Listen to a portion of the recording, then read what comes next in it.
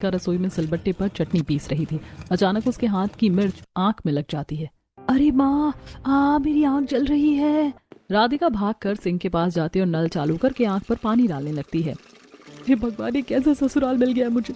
आजकल हर घर में मिक्सी होती है, लेकिन यहाँ सबको सिलबट्टे की चटनी ही चाहिए। कभी मिर्च आंख में लग जाती है, कभी हाथ दर्द करने लगते हैं और ऊपर से चूल्हे की रोटी भी बनवाते। मेरा हाथ जल जाता है, लेकिन किसी को कोई फर्क ही नहीं पड़ता।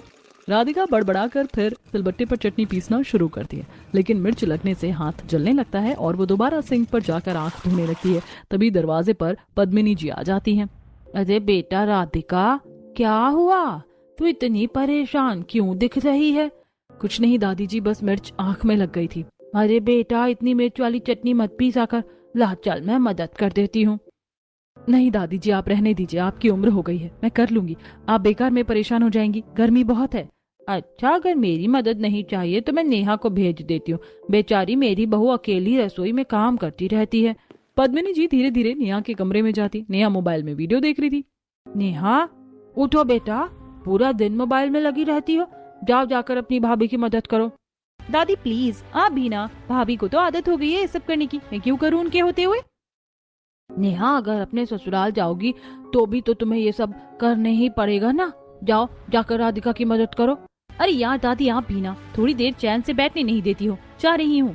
नेहा चिड़चिड़ाती हुई रसोई में आती है। अरे यार भाभी, क्या आप भी बेकार में मुझे परेशान करवाती हो? आप दादी को मना नहीं कर सकती थी क्या?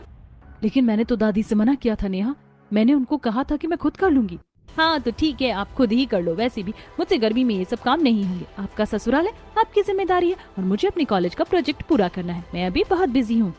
हाँ हाँ दीदी, कोई बात नहीं, आप जाओ, मैं काम निपटा लूंगी। हाँ ठीक है, मैं जा रही हूँ, आप मुझे परेशान मत करना। आप। नेहा मुस्कुराती हुई रसोई से बाहर चली जाती है। इस घर में खाने वाले तने सारे हैं, लेकिन मदद करने के लिए कोई नहीं आता। ये नहीं था कि थोड़ी सी मदद करवा देती और जब भी चटनी बन जाएगी तो सबसे ज्यादा चटनी यही खाएगी। एक तरफ राधिका बड़बड़ा रही होती है, वहीं दूसरी तरफ पद्मिनी जी नेहा को फिर से मोबाइल चलाते हुए देखती है। अरे नेहा, मैंने तुम्हें राधिका की मदद करने के लिए कहा था ना, तुम फिर से आकर यहाँ बैठ गई। अरे दादी, भाभी ने खुद ही कहा था कि वो खुद ही सारा काम कर लेंगी।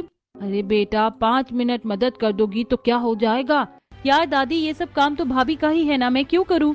नेहा की बात सुनकर पद्मिनी जी चुप होकर बाहर चली जाती है। नेहा फिर मोबाइल देखने लगती है। सिलबट्टे की चटनी का असली मजा सिर्फ खाने में है। मैं यहाँ चटनी बनाने थोड़ी ना बैठी हूँ, मैं तो मजे से खाऊंगी। शाम तक राधिका ने जैसे तैसे पूरा खाना बना लिया था। रसोई की गर्मी से उसका चेहरा लाल हो गया था।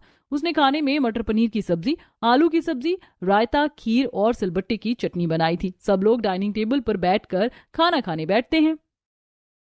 अरे वाह बहू, वाकई तेरे हाथों में तो जादू है। ये सिलबट्टे की चटनी जो तू बनाती है ना, उसका स्वाद ही अलग होता है। सच कहूँ तो बिल्कुल मेरे हाथ जैसी चटनी बनाती है तू।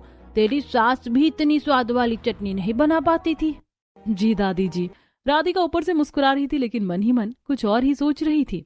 हाँ हाँ, मुझे सब पता है, ये कोई तारीफ नहीं है, ये तो मक्खन लगाने की तरकीब है, ताकि मैं रोज रोज इनके लिए यही सिलबट्टे की चटनी बनाती रहूं।